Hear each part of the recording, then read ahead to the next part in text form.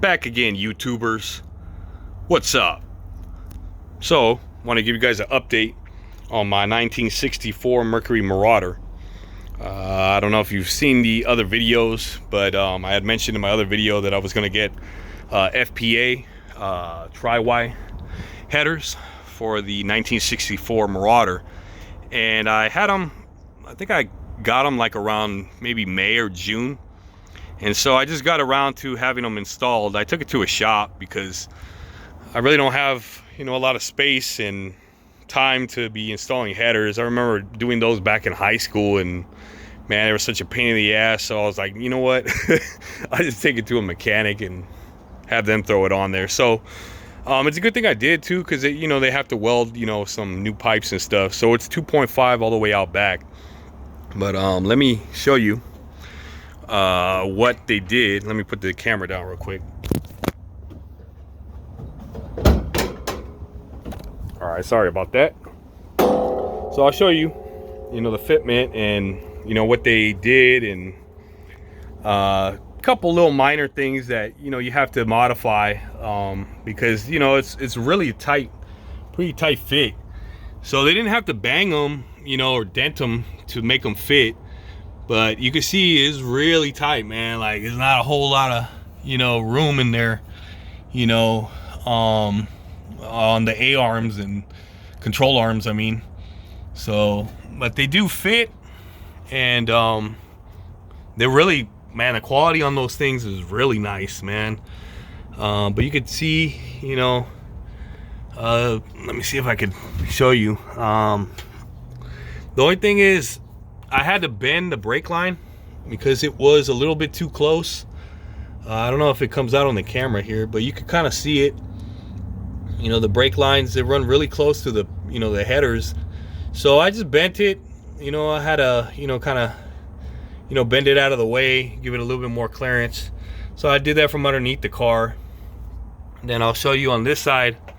So the other thing that I had to do was order a longer starter cable, because when I took it to the shop, I don't know if this comes out on camera, but you can see this right here. That's the wire for the starter. So when I took it to the shop, when they finished, they routed it like through here, and it comes back up and attaches, to I think this is the starter solenoid, or I think that's what it is. So the cable was running in between, the headers here, and I didn't want that, to possibly burn in the future. So I ordered a custom, length starter cable, and I routed it through the back. So I just routed it through back here, put some fire sleeving on there, and it runs out through here and attaches here. So that's what I had to do. Just something minor, nothing major. And there's a couple other things I did in here. So I also got like a new negative battery cable here, because the one that was in here was red, and I didn't want anybody getting confused, with the negative and the positive. So it was nice, on eBay there's some guy or some dude that makes them custom length, and you get to choose 2 or 4 gauge wires. So I think that one's a 4. I think it's a 2, and the one in the back I think is a 4 gauge. So that's what I did. I also put the original air cleaner. I had the other one, and it was like an oval shape, but it sucks in a lot of air. Hot air. It's not sealed and stuff. The air filter is exposed. So I went back with the original one. So I threw that back on there. But yeah, as far as like performance, it does feel a little bit more torquey.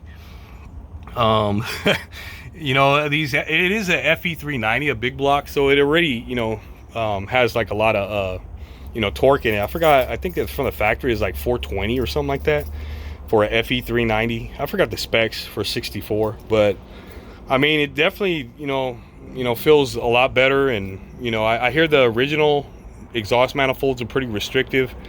So that's why I went with headers. And also my old ones were cracked. So I figured I might as well just, go with the headers on here and, kind of get rid of, that issue. But yeah, I think that was it.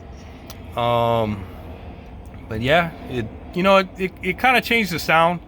It doesn't make it like super loud or anything, but it does. You can kind of hear a little bit more of a, the cam idle. You can kind of hear it a little bit more. But yeah, let's start it up, and you can kind of hear it and stuff. And also, the other thing I did was, well, I don't know if you saw my other video, but I took the clock out, and I had it converted to quartz. So it definitely works, and it keeps accurate time. And the place that did it was called Instrument Services. I think they're out in Illinois. But yeah, I mean, you gotta have the clock. I mean, that's one of the features that these cars came with. Like back in the day, they used to put these analog clocks in there. So I mean, you gotta have it working, right? Well, at least for me. I mean, I'm kind of picky like that, but yeah. So I'm really happy with the work. It wasn't cheap, it was pretty pricey, but hey, like, at least it keeps track of time. And I ain't gotta be like, looking at my cell phone trying to figure out what time it is, or I don't need any more distractions. And especially when you're driving like these old classic cars, because they only got lap belts. This one, well, when I bought it, it didn't even have seat belts, but I ended up finding some reproduction ones, and I threw those on there. So yeah, it's got lap belts, but it don't have shoulder belts. So, but yeah, but here, let's start it up. You can hear what it sounds like. And like I said, it's not loud. It's pretty quiet. Well, compared to my Chevelle, this thing's really quiet. But yeah, I'll let it warm up a little bit. Yeah, you can hear what it sounds like.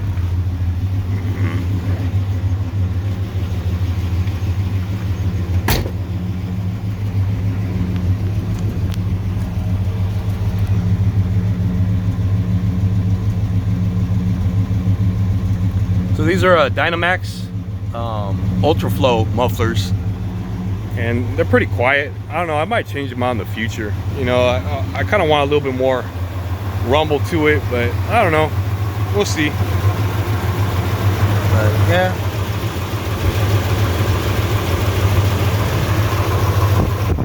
So far, there's no exhaust leaks. I don't hear any header leaks. But they supplied the gaskets. I forgot what gasket came with it, the header gaskets. But on my other cars, I use Remflex. But I don't know. We'll see. We'll see if there's any exhaust leaks from this. If not, then I'll switch them out to the Remflex, and also to the Stage 8 grade bolts. On my other cars, I use Stage 8. This one I'm using the ones that they supplied. Let's see how they hold up. But yeah, I just want to give you guys an update, and we'll see what the next project is. Maybe get the air conditioner working and the heater and all that. But yeah, you can kind of hear it. Here, I'll give it some gas. You can hear what it sounds like.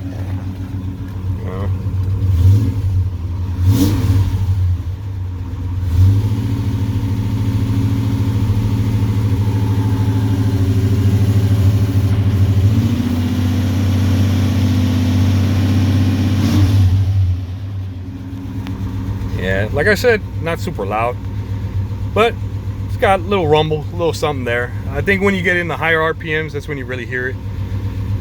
But yeah, 64 Mercury Marauder runs a lot better, with the headers and stuff. And they are ceramic coated, so it should keep the underhood temps down. And the other thing is I gotta add a electric choke now. I had the old school choke on there that's it had like a stovepipe running from the factory exhaust manifold up to the choke. So I'll just convert it to electric.